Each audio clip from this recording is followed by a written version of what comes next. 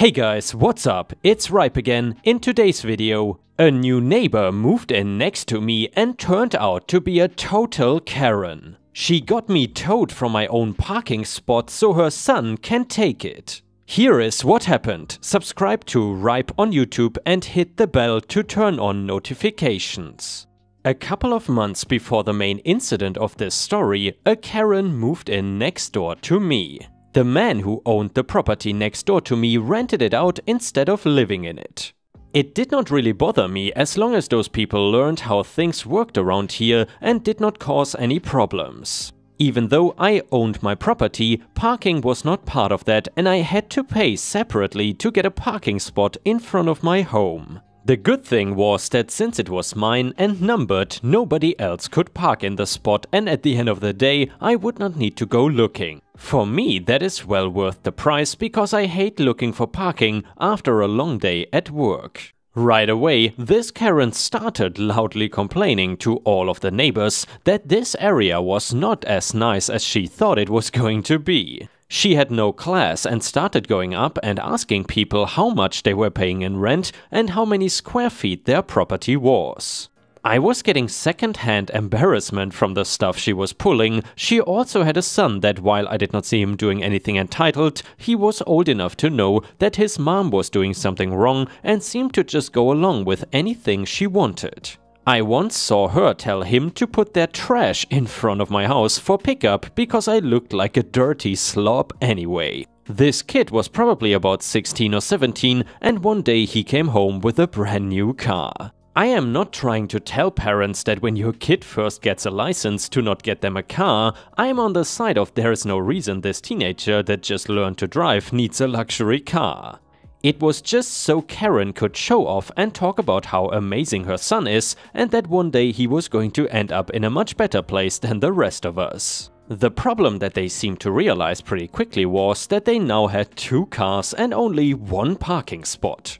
The reason everybody knew this is for 2 reasons actually. They would fight about who got to park in the spot all the time in front of the neighbors. The other reason was that Karen would go around and talk to the neighbors that lived closest, telling them that they were so lucky they had a spot and her son was suffering so much from having to go and find a spot as a new driver. She, on more than one occasion, started asking people if her son could just take claim of their spot for a little while. Even offering at least me money for the spot that seemed like a slap in the face. She literally offered me $10 to give her son my spot, and when I told her no like everybody else, she changed attitude. She would get angry and tell me that I was selfish and her son did good in school and deserved my spot.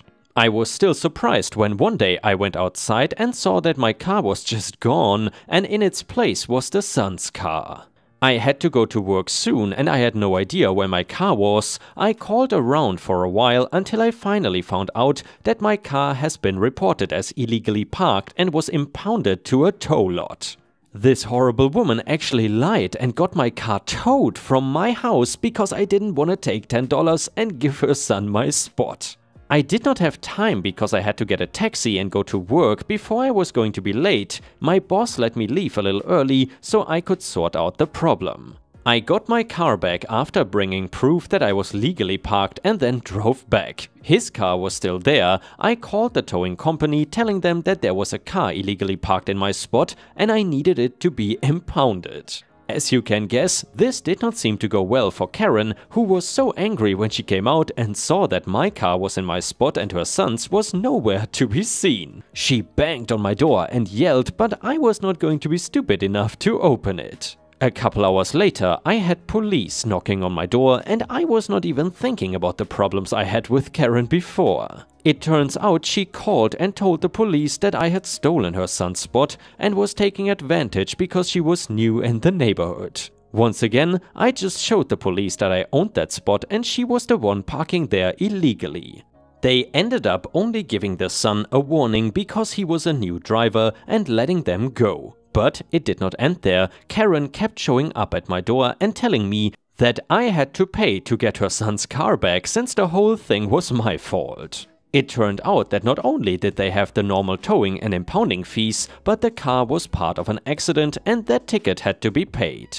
It also turned out the son was showing off his new fancy car and got a speeding ticket. I was not going to pay her a penny and tried my best to ignore her. Finally, I figured the best medicine is revenge and that I had to show Karen who was boss if I was going to get left alone. I noticed that she had people coming into her backyard only for a few moments before leaving and driving away. I took a closer look and saw that Karen was actually a drug dealer, and that was how she was getting all of her money. I not only reported her to the police but also to the guy that actually owned the property and rented it out to him. I did not want him to get in any kind of trouble for it because he was a really nice guy. Once the police showed up and saw it was another problem with Karen, they were not going to just walk away again. She was caught with drugs in her home, all packaged nicely for the customers. There were even drugs found in the son's room because he was probably helping his mom or maybe taking some drugs himself. She was arrested for both drug possession, intent to sell, and endangering a minor. Since the son was under 18, she was going to get in even bigger trouble because of that. The owner also sent a letter of eviction because the contract he gave them apparently had some clause of if the renter is using the space for illegal activities, then the contract is broken. Karen ended up getting arrested for the drug possession and also not having any place to live. I backed up the actual owner saying that he had not been around or involved in anything the woman had been doing. He gave them permission to do a full search and get any other evidence out of his property. That was the last I saw of Karen, and a few days later another woman that looked a little bit like her was loading up a van with their stuff and driving away with the son.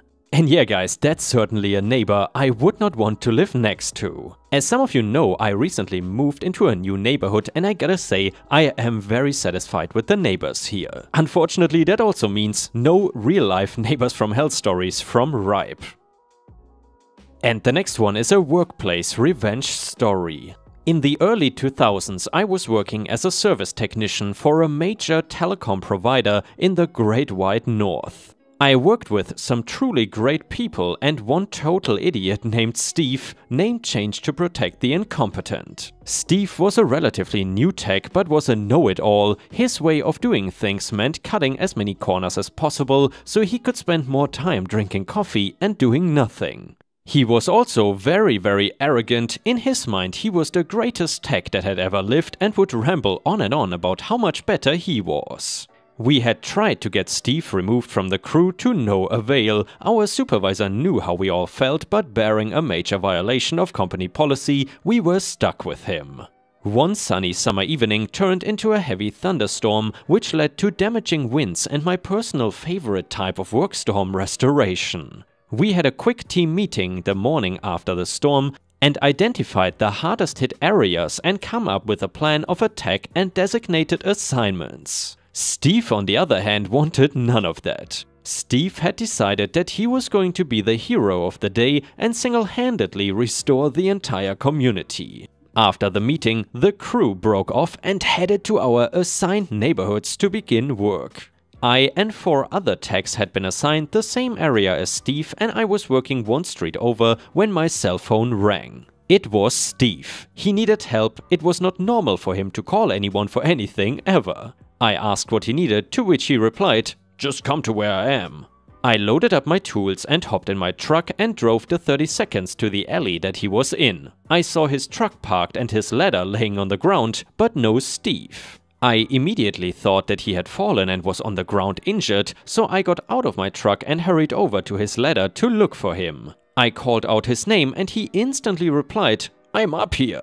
I looked up to where the voice was coming from and there he was, dangling from his safety strap and safety harness. I say, "What the hell happened?" He says, "I was trying to clear a branch off this line and the ladder slid out from underneath." Our ladders are equipped with hooks at the top that are meant to prevent this from happening. I then asked, "Did the hooks not work?" To which he replied, "I never use the hooks, takes too long." He then asks if I can put his ladder back up so he can get down. Sure, I could put his ladder back up and help him down, but I had a better idea. I grab my phone and dial 911. I say to the dispatcher that a service technician is stuck in the air and needs assistance from the fire department to get down. I then call my manager and inform him of the incident, to which he replies, "I'm on my way." The fire department arrives in minutes and supervisor shortly after that. The sirens and flashing lights undoubtedly drew a crowd, including some of the other techs that were working in the area. We gleefully watched as Steve was rescued from his precarious position, smiling all the time while knowing that he had violated serious safety policy. Steve was terminated that afternoon after it was determined that he had knowingly not followed safety procedures, and the cherry on top was that I was given a safety award for calling emergency services for help rather than putting his ladder back up.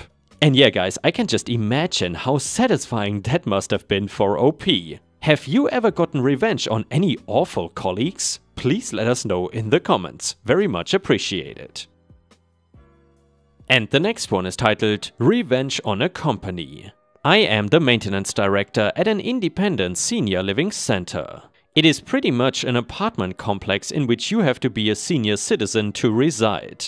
We provide 3 meals a day, housekeeping activities, a bus for transportation, and several other amenities to increase quality of life, because more times than not, they will spend the final years of their life here. Our facility is family-owned and orientated. Family members of current employees are encouraged to apply for positions. We have one rule in our employee handbook, which is ensure resident safety, happiness, and prolongment of life. I take my job very seriously and take pride in it. I try to go above and beyond to make them all happy. Each resident during the daytime either listens to the radio, play crossword puzzles, or most of the time watch their favorite TV shows. We don't provide television service. Each resident has to provide it themselves if they choose. Over the last year, there has been a trend of televisions not working in countless units, and when this happens, they are very upset. When I get a work order for a TV, I go and check it out. Most of the time, there is nothing I can do. If the cable is not cut, everything is plugged in, and there is no obstruction to the satellite signal, it's going to be a software issue. When this happens, I install an air antenna until their regular service is fixed. I can call the company and a tech comes out, fixes it, and usually within a couple of hours, it stops working again. This is a never-ending cycle of upset residents. Over the course of an entire year, I spoke with several supervisors and tried to schedule for someone to come out and go through the entire property with me to address each issue. They were not having that. They wanted me to go to each individual unit and have that particular resident call them. This is almost impossible. A lot of them have trouble hearing and discussing complex matters over the telephone, let alone know the 4-digit code and the answer to the secret question. One resident was out of service for over 60 days, and I demanded that they refund or discount this particular resident properly. They ended up only giving her $20 off, which is not even half of a single month's payment. When I spoke with this particular representative, I told them that was not enough and I would be throwing all of their dishes in the dumpster. This is just the tip of the iceberg. These companies have caused significant property damage to the facility. They have run the cokes in the gutters and down the downspouts, ran cables draped over the sidewalk, which is a tripping hazard, installed dishes in the center of courtyards and wherever is convenient for them.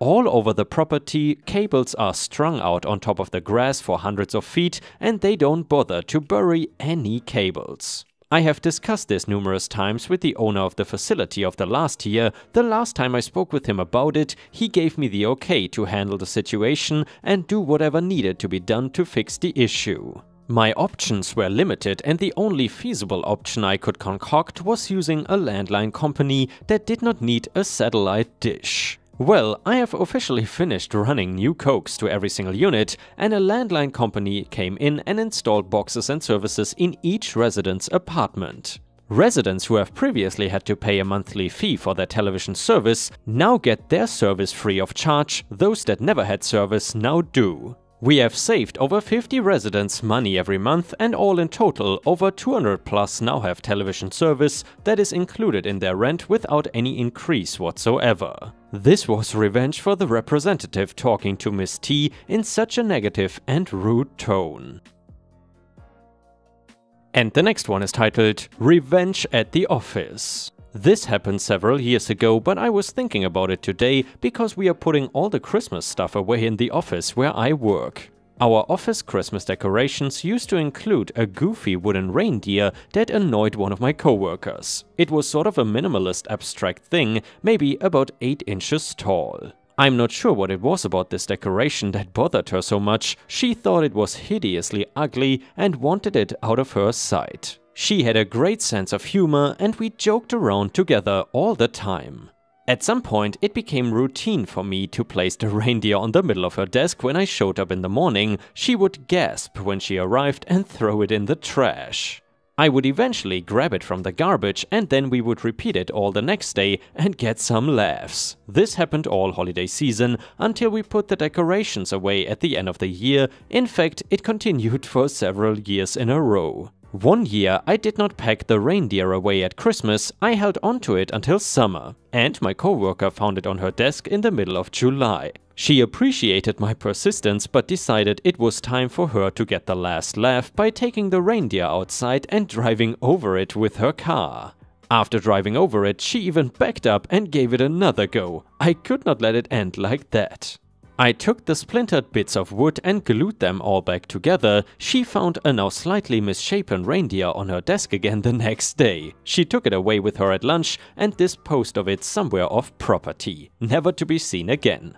For good measure, in the months that followed, she had occasionally pretended to forget about the episode and ask me, "Hey, whatever happened to that ugly wooden reindeer?" That next Christmas, I was on eBay looking for Christmas presents and by chance I found a nearly identical reindeer. A light bulb went off and I knew it was time for my revenge. I ordered that reindeer, I shipped it to the office, care of my coworker, and it showed up just in time for the holiday. She was rather surprised to get a package and initially thought it was probably a gift from one of her kids. I will never forget the look on her face when she opened it. After laughing for a solid 2 minutes, she admitted defeat and displaced the reindeer on her bookshelf permanently after that. And yeah guys, I hope you enjoyed this feel-good revenge office story. And if you liked today's video, then I would really appreciate it if you could press the thumbs up button. Thank you so much for watching. I hope to see you again tomorrow.